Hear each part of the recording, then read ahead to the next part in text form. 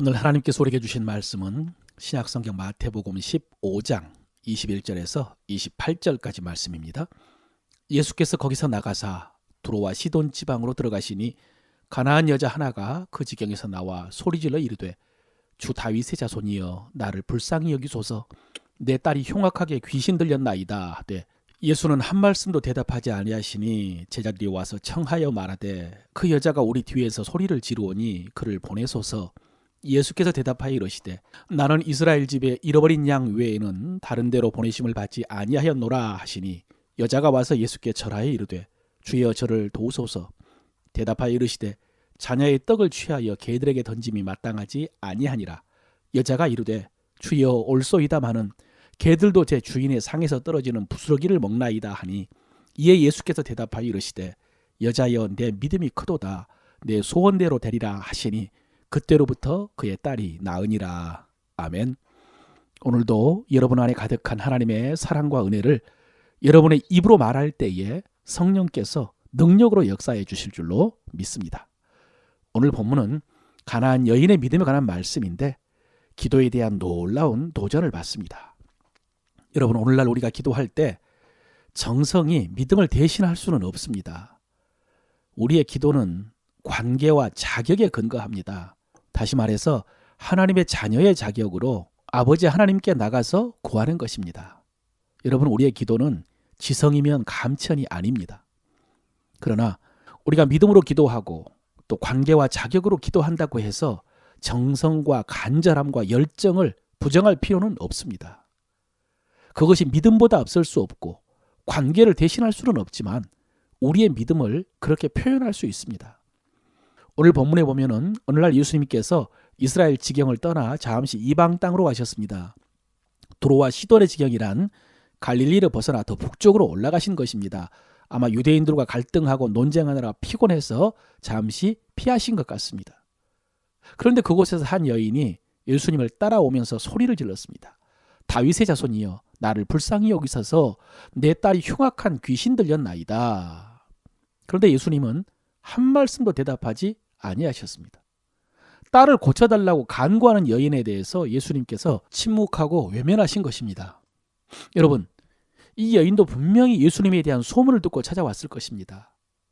소문을 들었다면 예수님의 능력에 관한 소문뿐만 아니라 예수님의 성품과 인격에 관한 소문도 들었을 것입니다. 세리와 죄인들의 친구라고요. 항상 주변에는 가난한 자들, 세리 창녀들, 이렇게 사회에서 인정받지 못하고 차별받는 사람들, 그런 사람들을 가까이 해주시는 예수님인 것을 알았을 것입니다. 그리고 귀신 들리고 병 걸린 사람들을 불쌍히 여기며 다 고쳐주신 분으로 알았을 것입니다. 그런데 그가 예수님에 대해서 다윗의 자손이라고 부르면서 도움을 요청하는데 예수님께서는 아무 반응이 없으셨습니다. 여러분, 다윗의 자손이여 라는 고백은 예수님이 하나님께서 약속하신 메시아라는 신앙 고백입니다. 예수님께서 기적을 통해서 병을 고쳐주신 사람들 중에 예수님에 대해서 바른 신앙을 고백하고 나온 사람은 몇 사람 안 됩니다. 대부분은 그냥 병 고치기 위해서 예수님께 왔습니다. 그런데 이 여인은 예수님에 대한 신앙 고백이 분명합니다. 신학적으로 보았을 때 여러분, 이 고백은 베드로의 신앙 고백과 비교했을 때 결코 뒤지지 않는 신앙 고백입니다. 그런데 그렇게 위대하고 분명한 신앙을 고백하고 주님께 도움을 구하는데 주님은 침묵하셨습니다. 외면하셨습니다.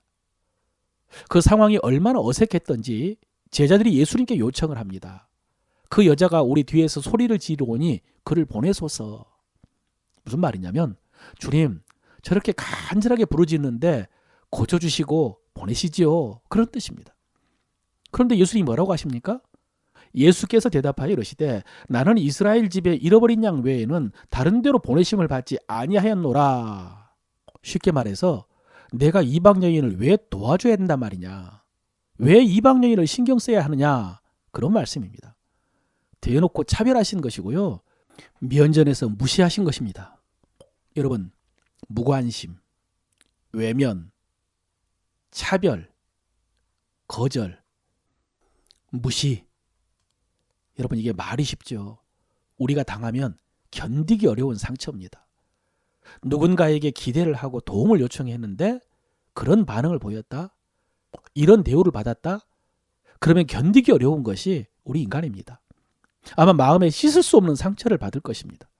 마음에 분노를 품고 돌아설 것입니다. 그런데 이 여인은 그렇지 않습니다.